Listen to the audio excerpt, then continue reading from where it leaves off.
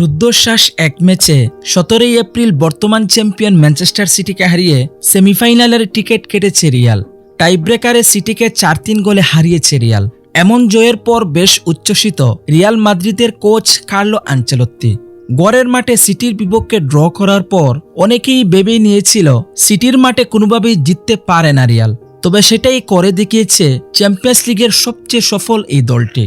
আর এর পাশাপাশি সমালোচকদেরও এক হাত নিয়েছেন আনচেলত্তি।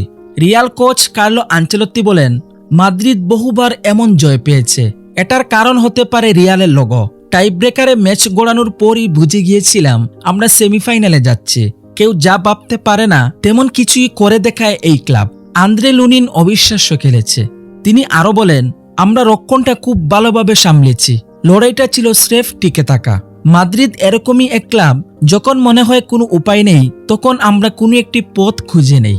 এদিকে সিটির মাঠে জিততে হলে যে কোনো দলকে দুর্দান্ত পারফরমেন্সের সঙ্গে ত্যাগও স্বীকার করতে হবে, সেই বিষয়টাও জানিয়েছেন কার্লো আনচেলত্তি। রিয়াল মাদ্রিদের কোচ বলেন, আমি সত্যিই দলের এমন লড়াই এবং ত্যাগ স্বীকারকে পছন্দ করি। এখানে জিততে হলে এটাই একমাত্র পন্থা। আপনি জয়টি ভাষায় বর্ণনা করতে পারবেন না। এরই মধ্যে চ্যাম্পিয়ন্স লিগে নিজেদের প্রতিপক্ষের নামও জেনে গিয়েছে রিয়াল। জার্মান জায়ান্ট বায়ার্ন মিউনিখের বিপক্ষে সেমিফাইনালে খেলবে আনচেলত্তির দল। প্রথম লেগ অনুষ্ঠিত হবে বায়ার্নের মাঠে আগামী 30 এপ্রিল।